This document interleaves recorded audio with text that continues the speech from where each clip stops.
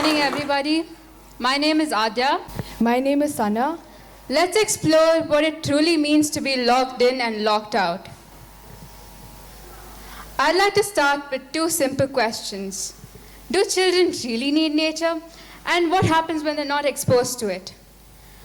These questions also led us to Richard Louv, who has coined the term nature deficit disorder. Once upon a time in nature. For centuries, nature wasn't just a part of life, it was life. Richard Louv says that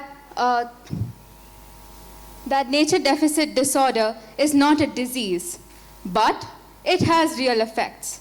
Children who are not exposed to nature are usually seen stressed and are prone to be obese, and their attention span shrinks by a lot. He makes another important point. He says that it's not about the availability of green and open spaces, but it's all about the encouragement that children receive. So, what is really keeping children away from nature? When I asked myself this question, the first thing that came to my mind was electronic devices that are always calling out for our attention. Secondly, parents out of love are often concerned about our safety, which also causes hindrance. Most students these days spend a lot of their time in classrooms, inside tuitions, and their free time is spent playing video games or in social media. Living in cities also reduces nature interaction, as there are barely any open, available, walkable spaces. And all these factors show that it's not like children do not want to be a part of nature. It's just that there are so many things that are coming in their way, and the world around them doesn't let them do so. This is something that really shocked me. So, 90% of kids nowadays spend more time indoors than even prison inmates. Prisoners get at least 1 hour out of outdoor time every day, and most children don't even get that much. So, why does all this actually matter?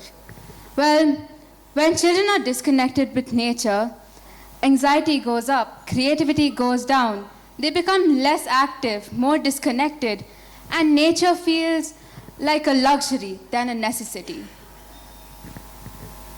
Case study 1, United States of America. In the 1980s, children used to at least spend 3 to 4 hours outdoors, whether playing in parks or on fields. But now, it's reduced to 30 minutes or less. Why? Because they're glued to screens indoors. Case study 2, India. So then in the 1980s, children spent far more time outdoors, either playing in parks or cycling or in group activities. Whereas now in the 2020s, according to HappyNets, which is a survey of 1,500 parents, 42% of children under 12 spend 2 to 4 hours daily on screens, whereas 47% of older children devote nearly half their day to digital devices. In India, it's observed that urban kids spend way lesser time outdoors than rural kids. We're trying to find out ways to coexist with nature. Ways like greener cities, digital detox, nature as a partner, eco-education, and wisdom from our elders will help us prosper in the future. So in the years I've spent in Prakriya, I've noticed how much nature is an integrated part of our everyday life. And only when I interacted with students from other schools and also changed many schools myself, did I realize the importance of this factor and the value of nature's role in all of our lives, and also the uniqueness of this aspect of Prakriya. Whenever I spend time outdoors, I see that I gain more clarity and focus. And even simple moments like walking barefoot on grass has a really calming effect on my mood. Whenever I've been to our school's nature trips, I've seen how they are not just a break from our regular academics, but they've helped us develop a sense of belonging to a larger whole, enjoy teamwork, and build curiosity, which makes us wonder how nature works the way it does. Nature is our partner. It helps us feel more alive, makes learning seem unforced, and most importantly, it's an unforgettable journey. Richard Louv also says that every child's connection to nature should be treated as a human right, And I couldn't agree more. Because when you deny nature, you deny us, the part of being part of the whole.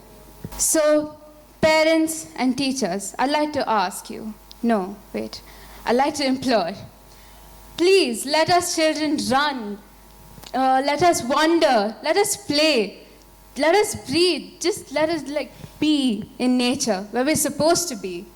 Because nature doesn't just give children space to explore, to imagine, and to discover their own strengths. It teaches them to connect, to notice, and to be a part of a world that is much larger than themselves.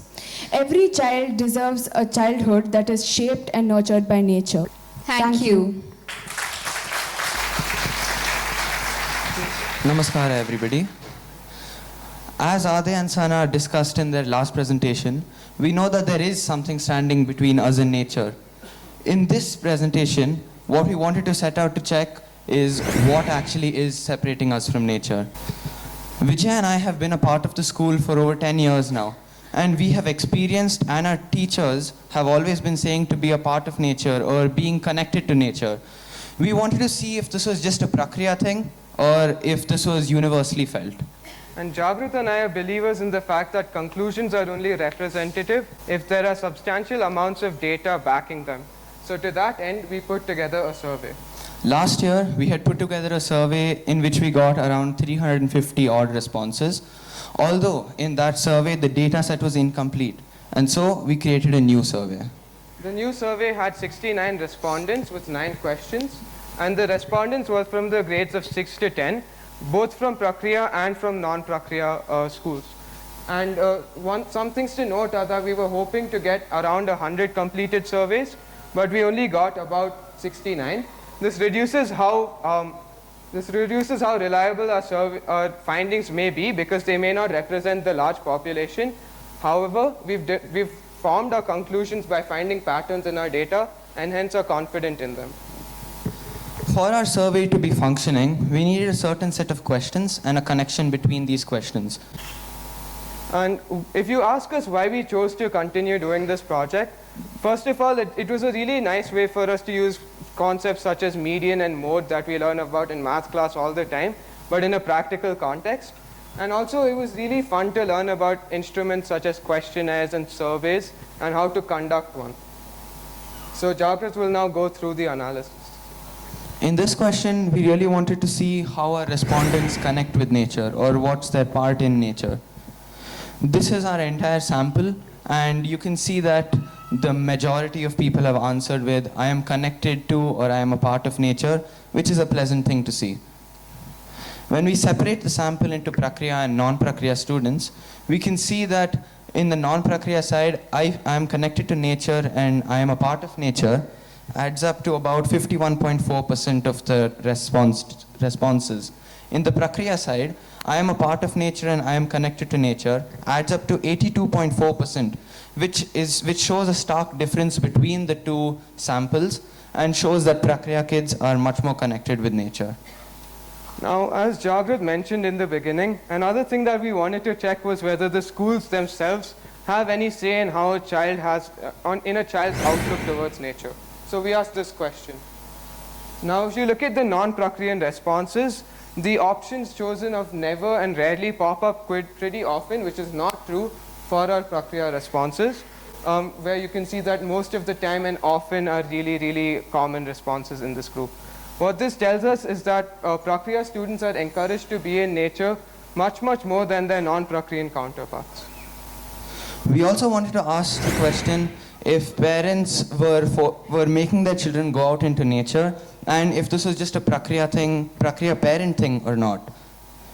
If we can see that the non-Prakriya student side, they have responded with often and most of the time a lot. Even sometimes is a pretty big chunk of the answers, which shows that their parents make them go out into nature. Even the Prakriya students often and sometimes are the most answered answers. And so this means that there's a general unified view held by both parents, which is a nice thing to see. Now, what these results tell us is that schools such as Prakriya and other nature-oriented schools encourage their students to be out in nature much more than the conventional schools out in the world. And another thing that is to note is that while we expected to see a difference between Prakriya parents and non-Prakriya parents, there is not really a huge difference in terms of encouraging their children to be out in nature. You can see this difference very clearly if we summarize the past slides. I'd like to draw your attention to 57% and 89% respectively for non-Prakriya and Prakriya students with respect to their school. While talking about their parents, that difference of 3% between 93 and 96% shows a somewhat unified view. This is what we call cognitive dissonance. Cognitive dissonance is the tension between one's desires and the actions that they can take. The common view between parents is that they want their children to be outside in nature, although the schools that these children are attending aren't giving them the opportunities to be outside in nature. Now, what should be done to address this disconnect between parents and students' desires and what schools are offering? For one, parents being an important stakeholder group, just like they request for things such as enhanced lab facilities and football fields, should maybe make requests for nature-based activities and nature-based field trips. Why aren't we doing this? I don't really have an answer for that. We also wanted to ask one more question. If exposure to nature has an impact on children's action choices? Well, in this question, the difference between Prakriya and non-Prakriya answers was very minimal, and this surprised us. For this, we went and we spoke to some of our teachers, alumni, and even some of our own friends to solve this. Although, when we were going through this, we came across a survey that our mentors have previously done. The survey was conducted among Prakriya alumni, where you can very clearly see that the sustainable practices that they follow and how eco-conscious and sustainable minded they are.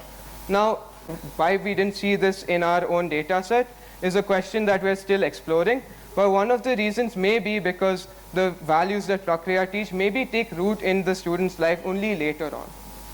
And another thing that we wanted to ask among, especially from non-Prakriya students, was what schools themselves can do to help children be exposed to nature in a greater way. So some of the responses from the non-Prakriya students have been pictured in this word cloud over here. To consolidate, we can see that our respondents' attitude towards nature is generally a feeling of protectiveness or maybe giving care towards nature. There's a cognitive dissonance between what the parents expect for their children at a school and what they want for them at a home. It's very natural for children to be wanting to connecting with nature, and this is what is seen in our survey. We had started out this presentation with one question: if being part of nature or being connected with nature was just a Prakriya thing or if it was universally felt. As our consolidations say, it is very clearly felt by everybody. And another thing that we're still left with is, why aren't parents doing anything to address this disconnect? Why aren't you doing anything to help your children be out in nature? And why aren't schools taking appropriate steps to help with this either? So, will change begin with us? Or will it end with us? That depends on us. Thank you. Thank you. You got 49 issues, big building.